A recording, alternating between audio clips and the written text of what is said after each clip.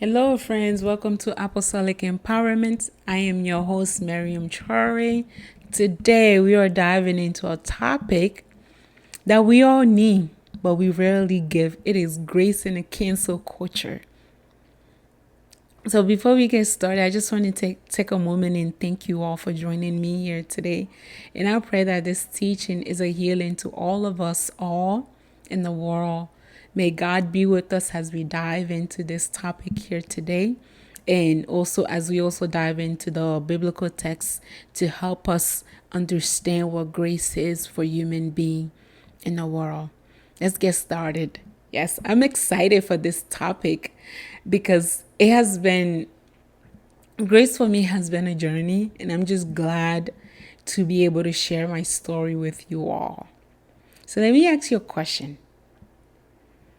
What if your life was judged by that one mistake that you made?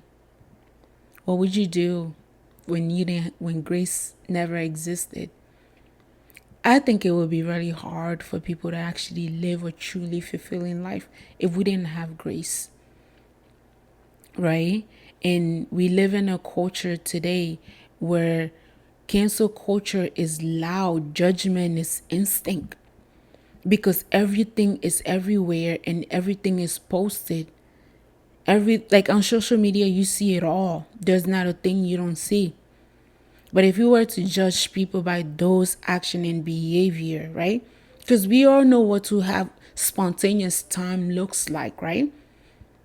But never be a judgment to that spontaneous. And because someone is having fun, they don't even or not reflecting on their behavior at that moment.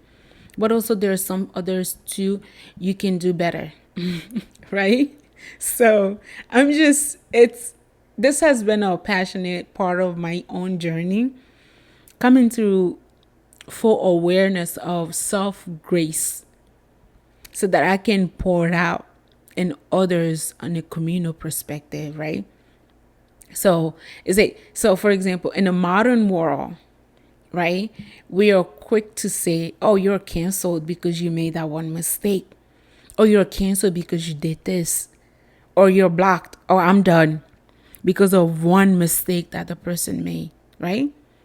Because and truly underneath of all of that mistake, we don't really know what's going on, right? But when we practice grace, we learn to realize that, oh no, like I'm human, they're also human. Let's find a common ground where grace is mutual.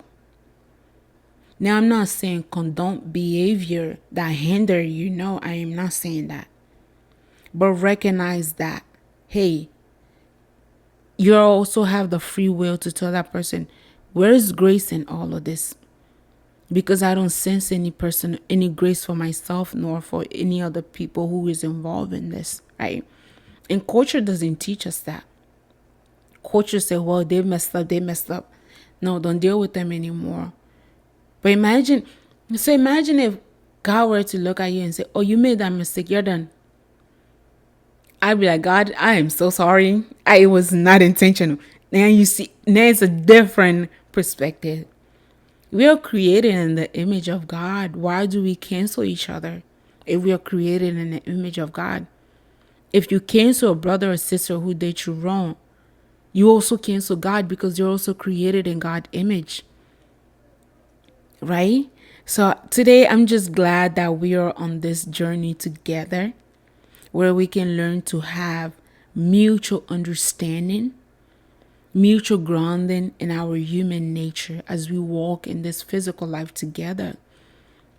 Learn to have grace for yourself. Learn to have grace for community as well. In the Gospel of Luke, it talks about the two sons of the wealthy man. The youngest asking his father, I want my inheritance now. I don't want to wait until you die. That is way too long. And his father did what he needed to do. He gave him his wealth and he went and wasted all. He became penniless to a point he had no food to eat. But the son remembered one thing. No matter what I do, I have to always return back home. See that grace he had on himself? and he went to put himself into labors and stuff, start feeding pigs. And he came to his sense. He said, you know what? There's nothing here out for me anymore. Let me go back home so I can be a servant of my father's servant. Without even knowing, he comes home. His father run up to him and gave him a hug. And he said, oh son, I'm so glad you're in. The son is like, no, Dad, I am a disgrace to this family. I did some bad thing that I shouldn't have never done to you. And the dad is like, no, you made a mistake. Now you find your way back. And he tells his servant, let us throw him a party to recognize that he was once lost. Now he is found. And the older brother come, he goes, no, Dad, like, I've been here with you all this time. I've done your will, did this, and you never do this kind of stuff for me. The father says to his older son, have grace on your brother. He was once lost, now he is found. Right? And maybe you're the younger brother. You messed up badly and you don't know how to turn back. Have grace. Turn back. You may not know what grace looks like because culture never teaches us to have grace. Look and turn back and admit that you're wrong. Truly admit that you're wrong, not just by words. Truly admit that you're wrong. And turn back and apologize to those who you have wronged. And also apologize to yourself as well. There is an underlinement to all of this. There are some things that you have not been made aware of. It is time now to give grace to yourself to be aware of so that you can heal. Right? And also you're probably like the older son. But you're like, no, he is canceled. He is blocked. He is disgraced. Like, what type of human being is that? Have grace. When you truly practice grace, there is a level of healing that you embody. To a point, someone might date you wrong. You yourself gonna have so much grace for yourself that they're confused. They're like, wait, what type of person is this? They're not gonna react. No, because you're beyond that. You're done with that lifestyle. Things that used to piss you off, you look at it now and you say, listen, we are human. You make mistakes. And you keep pushing. Because you want better for yourself. You want to practice grace, and that is simple as it is. Right? And I just pray that this teaching touches you in places that you need to give yourself grace. And what does grace look like in our modern world?